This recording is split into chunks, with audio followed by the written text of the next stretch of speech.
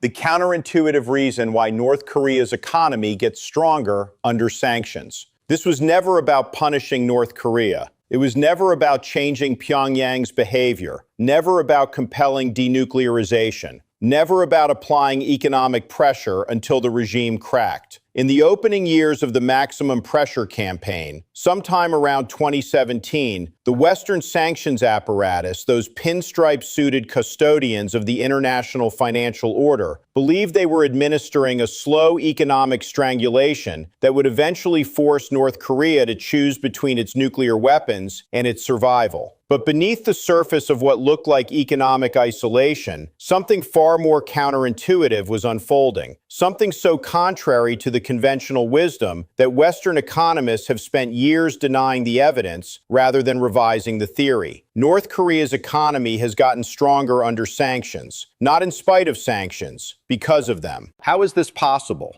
How does a country subjected to the most comprehensive sanctions regime in modern history, cut off from the international banking system, barred from exporting its primary commodities, denied access to technology imports, and isolated diplomatically by virtually every major economy on Earth, emerge from 15 years of maximum pressure with a growing GDP, expanding industrial capacity, and a weapons program more advanced than anything intelligence agencies predicted? Stay with us because the answer demolishes the most cherished assumption of Western foreign policy, that economic pressure changes behavior. If you want analysis that follows the evidence instead of the narrative, hit the like button, subscribe, and turn on notifications. Drop your thoughts in the comments. The mechanism is import substitution under duress, the forced industrialization that occurs when a country is denied access to foreign goods and must either manufacture those goods domestically or do without. North Korea denied access to everything from advanced electronics to refined petroleum to agricultural equipment by the sanctions regime, has been forced to develop domestic production capability across sectors that it would never have invested in under normal trade conditions. The results, documented by South Korean intelligence, by satellite imagery analysis, and by the few independent economists who study the North Korean economy with rigor rather than ideology, are startling. North Korean domestic manufacturing output has grown by an estimated 20 to 30% since the tightening of sanctions in 2017. The regime has established semiconductor fabrication facilities, crude but functional,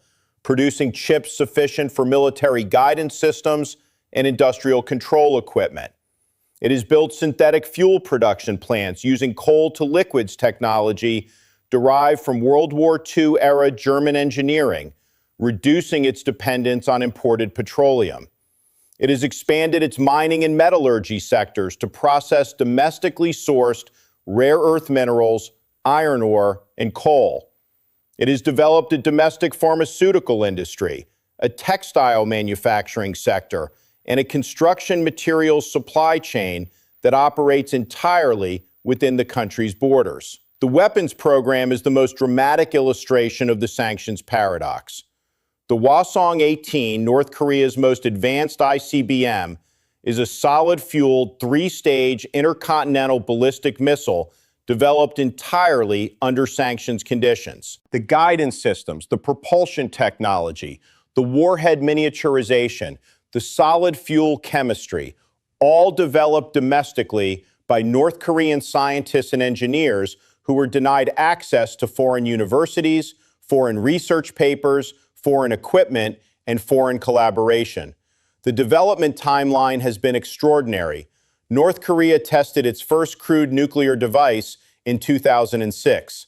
By 2026, it possesses an estimated 50 to 60 nuclear warheads, an ICBM capable of reaching any point on the North American continent, a submarine-launched ballistic missile program, and hypersonic glide vehicle technology that Japanese Aegis systems cannot intercept. All of this achieved under the most comprehensive sanctions regime ever imposed on any country. The sanctions did not prevent this development. The sanctions motivated it by creating the existential pressure that forced the regime to prioritize self-reliance above all other economic objectives. The historical pattern is consistent, and the Western policy establishment has consistently refused to learn from it. Every sanctioned country that survives the initial shock develops import substitution capabilities that eventually make it more economically resilient and more strategically autonomous than it was before the sanctions were imposed. Iran's domestic defense industry, now producing drones that are combat tested across multiple theaters, was born from sanctions. Russia's agricultural sector, now the world's largest wheat exporter, was revitalized by counter-sanctions that forced Russian consumers to buy Russian food. Cuba's pharmaceutical industry, one of the most innovative in Latin America, was developed under 60 years of American embargo. The pattern is universal. Sanctions do not weaken determined states. Sanctions force them to build the capabilities they would otherwise have imported. And the capabilities they build domestically, once built, do not disappear when the sanctions are lifted. They become permanent competitive advantages. In Washington, the sanctions industrial complex, that vast bureaucratic machinery of Treasury Department designations and State Department enforcement, continues to operate on the assumption that economic pressure will eventually change North Korean behavior, despite 15 years of evidence that the opposite is occurring. In Beijing, China has quietly observed the North Korean import substitution miracle with a combination of admiration and concern. Admiration for the regime's resilience, concern that a more self-sufficient North Korea is a less dependent and therefore less controllable North Korea.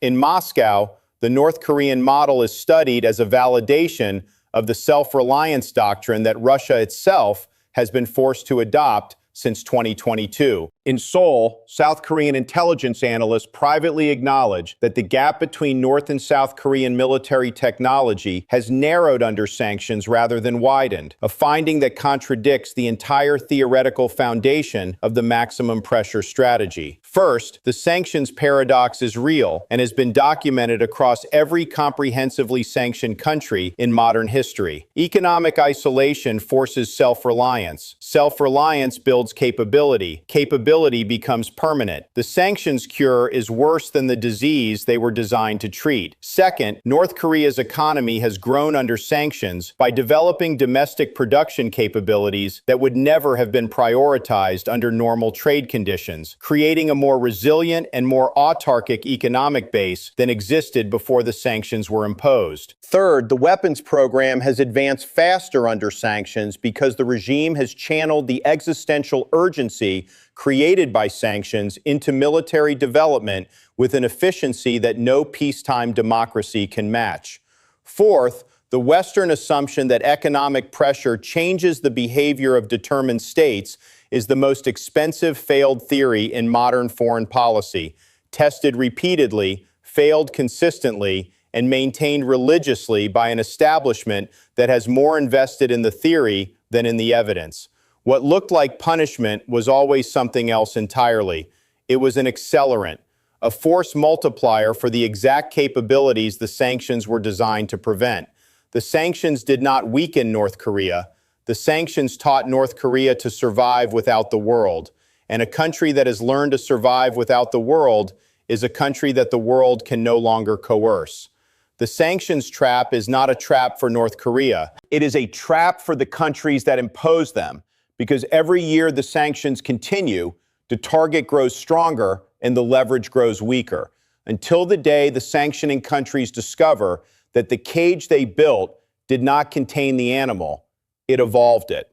What do you think? Should the West lift sanctions, double down, or accept that the strategy has failed? Drop your honest assessment in the comments. We read every one. Hit the like button, subscribe, and turn on notifications. Until next time, stay sharp.